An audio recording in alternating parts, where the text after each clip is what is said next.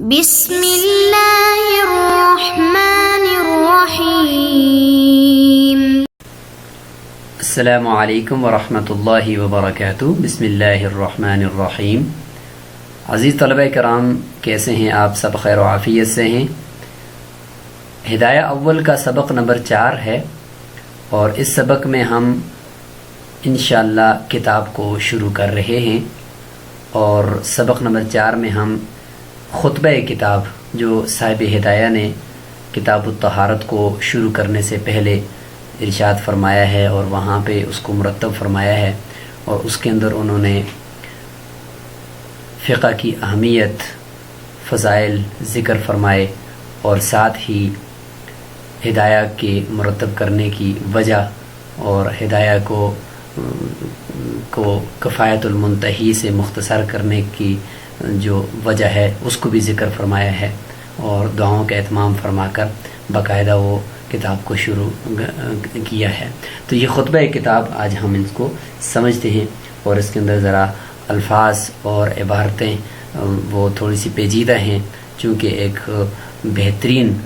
ادیب بھی تھے، تو اس لیے انہوں نے عربی کو بہترین مسجع اور مقفع عبارتوں کے اندر وہ لے کر آئے ہیں، تو ہم ان کو جاننے کی انشاءاللہ کوشش کریں گے۔ تو شروع کرتے ہیں کتاب کو۔ بسم اللہ الرحمن الرحیم۔ الحمد للہ الذی اعلی معالم العلم واعلامہ۔ تمام تعریفیں اس ذات کے لیے ہیں، اعلی معالم العلم،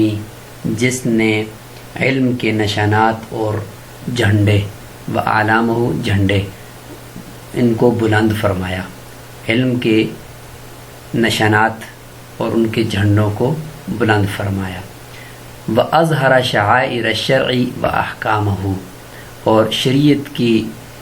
شعائر اور اس کے احکامات کو ظاہر کیا۔ وَبَعَثَ رُسُلًا وَأَنْبِيَاءَ صلوات اللہ علیہم اجمعین الی سبل الحق ہادین، اور جس نے انبیاء اور رسولوں کو رائے حق کی طرف ہادی، ہدایت کرنے والے بنا کر مبعوث کیا۔ وَأَخْلَفَهُمْ عُلَمَاءَ إِلَى سُنَنِ سُنَنِهِمْ دَاعِينَ، اور علماء کو انبیاء کے طرق عادات کی نیابت سے سرفراز کیا، جو ان چیزوں میں جو انبیاء سے منقول نہیں ہیں،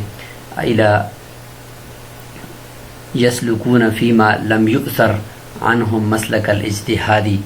جس میں انبیاء سے جو منقول نہیں ہیں ان چیزوں میں رائے اجتہاد کی طرف دعوت دیتے ہیں۔ یسلکون فیما لم یؤثر عنہم مسلک الاجتہاد، تو وہ جو احکامات جو انبیاء سے منقول نہیں ہیں، تو وہاں پہ اجتہاد اور قیاس کا جو راستہ ہے اس کو وہ اختیار کرتے ہیں۔ اللہ تعالیٰ نے ایسے علماء کو انبیاء کا جانشین بنایا۔ اور اس باب میں مسترشدین منہ فی ذالک، وہ اللہ تعالیٰ سے رشد و ہدایت وہ پانے والے ہیں، اور اللہ تعالیٰ سے وہ رہنمائی وہ مانگتے ہیں اور طلب کرتے رہتے ہیں۔ آگے چلنے سے پہلے یہاں تک کی تشریح بھی ہو جائے۔ الحمدللہ الذی اعلی معالم العلم، یعنی وہ ذات جس نے علم کے معالم یعنی نشانات کو، تو علم کے نشانات سے مراد وہ دلائل ہیں، قرآن، حدیث، اجماع اور قیاس، یہ علم کے اثرات اور نشانات ہیں۔ انہی سے مکمل طور پر پورا علم فقہ اور تمام علوم ان کا استنباط کیا جاتا ہے، اس لیے معلم کی جمع ہے، اور بمعنی اس کے وہ نشانات اور علامات ہیں۔ اعلام علم کی جمع ہے، اور اس کا مطلب ہوتا ہے جھنڈا، پہاڑ، جھنڈا، چوٹی۔ تو یہاں پر اس سے مراد علماء کرام ہیں، کہ ان علم کے علماء کو اللہ تعالیٰ نے بلند کیا اور بلند مقام دیا۔ اور علامہ ابن حمام نے فتح القدیر میں اس سے مراد یہ لکھی ہے کہ یہ احکامات شرعیہ کے جو اسباب ہیں، جیسے کہ نماز کے لیے سبب وہ وقت ہے، اور اسی طریقے سے زکوٰۃ کے لیے نصاب ہے، حج کے لیے مالداری ہے، اس طریقے سے ہر حکم کے لیے جو سبب ہے نا، وہ سبب اس حکم کی علامت کہلاتا ہے، لہٰذا یہاں پہ اس سے وہ مراد ہے۔ تو اللہ تعالیٰ نے علم کے معالم کو، نشانات کو کیسے بلند فرمایا؟ تو ان کا یعنی اس احکامات شرعیہ کا لوگوں کو اور مسلمانوں کو حکم دیا کہ یہ کام کریں، یہ کام نہ کریں، اس طریقے سے اللہ تعالیٰ نے اس کو بلند فرما دیا۔ وَأَظْهَرَ شَعَائِرَ الشَّرْعِ وَأَحْكَامَهُ، شریعت کے شعائر یعنی وہ شعائر اسلام جو کفر اور اسلام کے درمیان فرق کرنے والے اعمال ہیں، اس کو ہم شعائر کہیں گے، کیونکہ شعیرہ کی جمع ہے، یہ بھی علامت اور کہلاتی ہے جو کفر سے اسلام کو جدا کرتی ہے، جیسے کہ اذان ہے، نماز جمعہ ہے، حج ہے، عیدین ہے، جس میں مسلمان سر عام یعنی عام طور پر جمع ہوتے ہیں اور سب پوری دنیا کو وہ نظر آ رہے ہوتے ہیں، تو یہ شعائر ہیں جی، ان کو شاعر اسلام کے، تو اللہ تعالیٰ نے ان کو ظاہر فرمایا سب کے سامنے، احکامہ، اور اس طریقے سے شریعت کے احکام کو اللہ تعالیٰ نے ظاہر اور واضح فرمایا، اور انبیاء کرام کو بھیجا جو ہدایت کی حق کی طرف ہدایت کرتے ہیں، اور انبیاء کرام کے جانشین اور ورثاء علماء کرام کو بنایا کہ جو انبیاء ہی کے طریقوں کی طرف لوگوں کو کی رہنمائی کرتے ہیں، دعوت دیتے ہیں، اور جو طریقے انبیاء کرام سے جہاں پر جو چیز منقول نہیں ہے تو وہاں پہ وہ علت کو دیکھتے ہوئے اجتہاد کے راستے پر چلتے ہیں، اور اس میں وہ اللہ تعالیٰ سے رہنمائی طلب کرتے ہیں۔ وَهُوَ وَلِيُّ الْإِرْشَادِ، اور وہی اللہ تعالیٰ وہ بہترین رہنمائی کرنے والا ہے اور تمام رہنمائیوں کا اور تمام ہی ہدایتوں کا وہ مالک ہے۔ وَخَصَّ أَوَائِلَ الْمُسْتَنبِطِينَ بِالتَّوْفِيقِ، اور اللہ تعالیٰ نے جو ہے متقدمین مجتہدین کو خاص کیا ہے اور خاص توفیق بخشی ہے کہ انہوں نے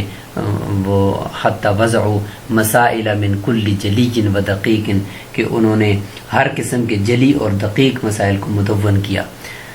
جلی اور دقیق مسائل کو مستنبط کیا۔ جلی کہتے ہیں واضح مسائل یعنی قیاس سے مستنبط شدہ مسائل انہوں نے مرتب کیے، اور دقیق سے مراد استحسان کے اوپر مبنی جو احکامات شرعی ہیں وہ انہوں نے مرتب کیے۔ تو ان دونوں کی طرف اشارہ آگے اس میں کہ اللہ تعالیٰ نے اوائل مستنبطین کون سے ہیں، وہ مجتہدین جو سب سے پہلے آئے، وہ امام ابو حنیفہ رحمۃ اللہ علیہ اور ان کے جو اصحاب ہیں ان کی طرف مصنف اشارہ فرما رہے ہیں۔ غیر ان الحوادث متعاقبۃ الوقوع، لیکن اس میں چونکہ واقعات اور حوادث میں یکے بعد دیگرے وہ واقع ہوتے چلے جا رہے ہیں، اور اس میں دن بدن نئے نئے مسائل وہ پیش آتے جا رہے ہیں، اور کسی ایک موضوع کی گرفت میں ان کو لینا بھی مشکل ہے۔ فرمایا کہ بن نوازل اور نازل ہونے والے دن بدن نئے مسائل ان کو گرفت میں لینا بھی مشکل ہے۔ یضیق عنہا نطاق الموضوع، کہ موضوع کی جو کمر بند ہے وہ ان سے وہ تنگ آ گیا ہے، یعنی وہ چھوٹا پڑ گیا ہے، اور اتنا جو ہے وہ موضوع کی گرفت میں بھی وہ نہیں آتے، تو اس طرح کے مسائل۔ اب یہاں پہ یہ ایک اشکال کا جواب دے رہے ہیں، وہ اشکال یہ ہے کہ جب اول مستنبطین نے تمام مسائل جلی اور دقیق سارے مسائل کو مستنبط کر دیا ہے، تو پھر بعد کے مجتہدین یا بعض کے فقہاء کرام کو یہ کتب لکھنے کی یا مرتب کرنے کی ضرورت کیوں پیش آئی؟ تو اس کا جواب دیا کہ چونکہ حوادث اور زمانے کے گزرنے کے ساتھ ساتھ نئے نئے مسائل وہ پیش آتے رہتے ہیں، اور ان کا وقوع اتنا زیادہ ہے کہ موضوع کی گرفت میں وہ نہیں آتے، اور ہر طرح کے وہ نئے مسائل پیش آتے رہتے ہیں، اس لیے ضرورت پڑی کہ بعد کے فقہاء کرام کو کہ وہ مسائل کا استنباط بھی کریں اور نئے نئے مسائل کو ایڈ کر کے وہ الگ سے ان کتب کے اوپر کام کر کے ان کو مرتب کریں۔ واقتناص الشوارد بالاقتباس من الموارد، اور وحشی جانوروں کی طرح نامانوس مسائل ہیں کہ ان کو گھاٹیوں سے قابو کر کے شکار کرنا دشوار ہے۔ یہ اقتناص کہتے ہیں شکار کرنا، شوارد شاردہ کی جمع ہے، یعنی وحشی جو جانور ہوتا ہے جنگلی جانور اس کی طرح۔ تشبیہ دی ہے نت نئے جو مسائل ہیں ان کو وحشی شکار کے ساتھ۔ بالاقتباس من الموارد، موارد کا معنی ہوتا ہے کہ گھاٹیوں سے جہاں سے وہ وارد ہوتے ہیں وہاں سے ان کو حاصل کرنا، اقتباس ان کو اخذ کرنا یہ انتہائی مشکل کام ہے، تو اس لیے ضرورت پڑی ہے کہ ہر زمانے کے اندر ان کے اوپر کام کیا جائے۔ والاعتبار بالامثال من صنعت الرجال، اور مثالوں کے ساتھ ان کا اعتبار کرنا یہ مردوں کا کام ہے، یہ ہر کسی کا کام نہیں ہے، اور یہ بہت ہی اہم شخصیات کا کام ہوتا ہے اور اہل فن کا کام ہوتا ہے۔ وبالوقوف علی المآخذ یعد علیہا بالنواجذ، اور دانتوں سے پکڑے جانے والے ماخذوں پر واقفیت حاصل کرنا یہ بھی مردوں کا کام ہے کہ وہ مضبوطی کے ساتھ ان کے ماخذوں کو پکڑا جائے کہ کہاں سے یہ مسائل مستنبط ہوں گے اور کس طریقے سے ان مسائل نئے مسائل کا استنباط کیا جائے گا۔ وقت جرا علی الموعد فی مبدأ بدایت المبتدی، یہاں سے پھر باقاعدہ اب کتاب کے تالیف کا، یعنی ہدایہ کی کتاب کی تالیف کا سلسلہ جو شروع کیا اس کی وجہ ذکر کر رہے ہیں کہ وقت جرا علیہ، اور واقعہ یہ ہے کہ بدایت المبتدی کے دیباچے سے، یعنی اس کی ابتدا ہی سے ہی میری جانب سے یہ وعدہ ہوا تھا کہ انشاءاللہ میں اس کی شرح کر دوں گا، جس کا نام میں کفایت المنتہی کروں گا، کہ ان اشرحہا بتوفیق اللہ تعالی شرحاً، کہ میں اس بدایت المبتدی کی شرح لکھوں گا، ارسمہ بکفایت المنتہی، جس کا نام میں کفایت المنتہی رکھوں گا۔ فشرعت فیہ، بس میں نے اس کو شروع کیا، اور میں اس کو شروع کیا، اور والوعد یسبغ بعض المساغی، اور وعدے میں گنجائش اور توسع ہوتا ہے، اور جس وقت یعنی مطلب ہے کہ کچھ نہ کچھ، اگرچہ انسان بہت زیادہ زندگی کی مصروفیات ہوتی ہیں، تو یہاں پہ کسر نفسی فرما رہے ہیں کہ میں نے تو وعدہ کیا ہے، لیکن یہ کہ وعدے کے اندر جو تاخیر ہو رہی ہے، تو ظاہر ہے کہ زندگی کے بہت سارے معاملات ہیں، تو ان سے جان چھڑانا، تو انہوں نے ابھی جو ہے وہ تھوڑی بہت اجازت دی ہے کہ وہ میں ابھی اس کام کو کرنے لگا ہوں۔ وحین اکاد اتکی عنہ اتکاء الفراغی، اور جب میں اس کو مکمل کر چکوں گا، یعنی فراغت کے قریب پہنچا تو میں نے محسوس کیا، تبینت فیہ نبذا من الاتنابی، یہ نبذا من الاتنابی، کہ میں نے تو کفایت المنتہی کے اندر بہت زیادہ طوالت کر دی ہے، یعنی طوالت کا کچھ ٹکڑا میں نے پایا، واضح ہوا مجھے کہ 80 جلدوں میں کفایت المنتہی ہو گئی ہے بدایت المبتدی کی شرح۔ وخشیت ان یہجر لاجلہ الکتاب، اور مجھے خوف ہوا کہ اس کے اتناب کی وجہ سے اور اس تفصیل کی وجہ سے کہیں اس کو چھوڑ نہ دیا جائے اور اس کو ترک نہ کر دیا جائے، تو چنانچہ فصرفت العنان، لہٰذا میں نے لگام کو پھیر دیا کس کی طرف، والعنایت، اور ساری توجہ کو میں نے مبذول کر دیا الی شرح آخر، ایک دوسری شرح کی طرف، جو کفایت المنتہی کا خلاصہ ہو اور بدایت المبتدی کی شرح ہو، موسوم بالہدایہ، جس کا نام ہدایہ رکھا جائے۔ اجمع فیہ بتوفیق اللہ تعالیٰ، میں اس کے اندر جمع کروں اللہ تعالیٰ کی توفیق سے، بین عیون الروایتی، چیدہ تمام روایات، یعنی جس سے میں مسائل کا استنباط کروں گا، تو وہ عیون روایہ یعنی پسندیدہ روایات کو، وہ متون الدرایہ، اور قیاسی جتنے بھی مسائل ہیں، روایات یعنی نقلی جتنے بھی میں نے مسائل جو قرآن و حدیث سے نقل کیے ہیں ان کو بھی ذکر کروں، اور متون الدرایہ، اور اس طریقے سے قیاسی مسائل جن کو قرآن و حدیث پر قیاس کر کے مستنبط کیا گیا ہے، اور اس طریقے سے اجماعی مسائل، ان کو متون کہتے ہیں، مضبوط کو متن ظاہر پیٹھ کو کہتے ہیں، تو جس طریقے سے پیٹھ مضبوط ہوتی ہے تو اس طریقے سے مضبوط دلائل سے حاصل کیے گئے جو قیاسی مسائل ہیں ان کو بھی میں ذکر کروں۔ اگرچہ ہدایہ مختصر ہوگی لیکن اس کے اندر یہ دونوں چیزیں موجود ہوں گی، لیکن ساتھ ساتھ تارکن للزوائد فی کل باب، ہر باب کے اندر جو زوائد ہیں ان سے میں ان کو چھوڑ دوں گا، معرضا عن هذا النوع من الاسحاب، اور زیادہ جو طوالت ہے وہ میں اس سے اعراض کروں گا، اور کہیں طول بیانی سے کام میں اس میں نہیں لوں گا، مع ما انه یشتمل علی اصول، لیکن اس کے باوجود یہ ہدایہ کچھ ایسے اصول پر مشتمل ہوگی، ینسحب علیہا فصول، جس کے اوپر بہت سارے فصول یعنی بہت ساری فصلیں اس سے متفرع ہو سکیں گی اور اس سے نکل سکیں گی، واسأل اللہ، اس سے نکلنے یعنی اس کے اوپر متفرع ہو کر اس سے بہت سارے مسائل وہ سمجھ میں آنا شروع ہو جائیں گے، واسأل اللہ تعالی ان یوفقنی لاتمامها، اللہ تعالیٰ سے میں دعا کرتا ہوں کہ اللہ تعالیٰ مجھے اس کے مکمل کرنے کی توفیق نصیب فرمائے، وَيَخْتِمُ لِي بِالسَّعَادَةِ بَعْدَ اخْتِتَامِهَا، اور مجھے سعادت کے ساتھ اس کے یعنی وَيَخْتِمُ لِي بِالسَّعَادَةِ بَعْدَ اخْتِتَامِهَا،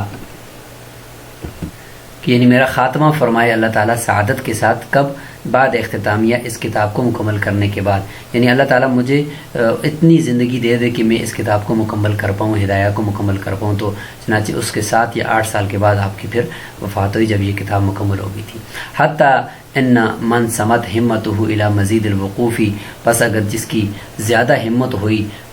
زیادہ مسائل کی طرف واقفیت کی ہمت ہوئی اور شوق ہوا، تو یرغب فی الاطول والاکبر، تو وہ پھر جو کفایت المنتہی اطول اور اکبر ہے، بڑی ہے، اس کی طرف وہ چلا جائے گا۔ اور جس کی ہمت جو ہے وہ صرف مختصر دیکھنے کی ہوئی، تو ومن اعجلہ الوقت، اور جس کے لیے وقت جلدی کرے، یعنی وقت اس کے پاس نہ ہو، عنہ اس سے، یعنی طوالت کی طرف جانے سے، تو یقتصر علی الاقصر والاصغر، تو پھر یہ قصیر جو ہدایہ ہے اور چھوٹی ہے، اس کے اوپر اختصار کرے گا اور اس کو پھر پڑھ لے گا۔ تو میں نے دونوں کام کر کے چھوڑ دیے ہیں۔ وللناس فیما یعشقون مذاہب، لوگوں کے لیے ہر ایک کے اپنے طرق ہیں، طریقے ہیں جس میں وہ جن کو وہ پسند کرتے ہیں ادھر جاتے ہیں، تو میں نے دونوں مختصر بھی کر دیا ہے اور طویل بھی فن میں نے فقہ کا وہ مرتب کر دیا ہے، اب جس کی مرضی جہاں سے بھی استفادہ کرنا چاہے۔ والفن خیر کلہ، ظاہر ہے کہ فن جو ہے اور یہ سارے کے سارے وہ بہتری ہوتے ہیں، لیکن لوگوں کے اس کو حاصل کرنے کے جو طریقے ہوتے ہیں وہ مختلف ہوتے ہیں۔ ثم سألنی بعض اخوانی، پھر میرے بعض دوستوں نے اور میرے بعض ساتھیوں نے مجھ سے پوچھا کہ ان املی علیہم المجموعہ الثانیہ، کہ میں ان کے اوپر جو ہے وہ مجموعہ ثانی یعنی یہ جو ہدایہ ہے اس کو املا کرنے کی درخواست کی، اس لیے اب میں اس کا افتتاح کرتا ہوں۔ املا کا مطلب یہ کہ ہمارے اوپر یہ بولیں اور لکھانے کا مجھے کہا کہ اس کو لکھایا جائے، تو لہٰذا فافتتحتہ مستعینا باللہ، میں اللہ تعالیٰ سے مدد طلب کرتے ہوئے اس کو شروع کیا، فی تحریر ما اقابلہ، جو کچھ میں نے یہ ابھی میں تحریر کر رہا ہوں، تو اسی طریقے سے کلام کی تحریر میں اللہ تعالیٰ سے امداد چاہتا ہوں اور مقصد کی آسانی کے لیے عاجزانہ جو ہے وہ درخواست کرتا ہوں، متضرعا الیہ فی التیسیر لما احاولہ، اور جو کچھ میں طلب کرتا ہوں اور جو میرا مقصد ہے کہ میں اس کتاب کو مکمل کر پاؤں گا، اس کے اندر میں اللہ تعالیٰ سے آسانی کی دعا کرتا ہوں اور عاجزی کے ساتھ میں اللہ تعالیٰ سے درخواست کرتا ہوں۔ بلا شبہ انہ المیسر، وہی آسانیاں پیدا کرنے والا ہے اور مشکل کو حل کرنے والا ہے، لکل عسیر، حل مشکل کے لیے حل کو جو ہے وہ اللہ تعالیٰ پیدا فرمانے والے ہیں۔ وہو علی ما یشاء قدیر، اور وہ جس چیز پر بھی چاہتا ہے وہ قادر ہے، وبالاجابۃ جدیر، اور درخواستوں کی قبولیت اسی کے شجاع نشان ہے۔ ہم کو اللہ کافی ہے اور وہی بہتر کارساز ہے، حسبنا اللہ ونعم الوکیل۔ تو یہاں پر یہ مکمل ہو گیا، جس کا خلاصہ یہ نکلا کہ صاحب ہدایہ نے پہلے فقہ اور فقہ کے مستنبط کرنے والوں کے فضائل ذکر کیے، انبیاء کرام کے فضائل ذکر کیے، اس کے بعد پھر جو یہ کتاب جو مرتب کرنے کی وجہ بنی، یعنی دوبارہ ہدایت فقہ کے اوپر اور مسائل کے اوپر کام کرنے کی جو وجہ وہ ذکر کی، کہ چونکہ نئے مسائل ہر وقت پیش آتے ہیں، تو اس لیے ضرورت پڑ رہی ہے کہ دوبارہ اس پہ کام کیا جائے۔ اور اس کے بعد پھر ذکر فرمایا کہ میں نے کس طریقے سے پہلے بدایت المبتدی لکھی، پھر اس کی شرح لکھی، پھر اس کی شرح کو مختصر کر کے میں نے ہدایہ لکھی۔ تو یہ پورے خطبے کے اندر یہ اس کا خلاصہ ہے۔ تو انشاءاللہ سبق نمبر 5 کے اندر باقاعدہ ہم کتاب الطہارت سے سبق کو شروع کریں گے۔ السلام علیکم ورحمۃ اللہ وبرکاتہ۔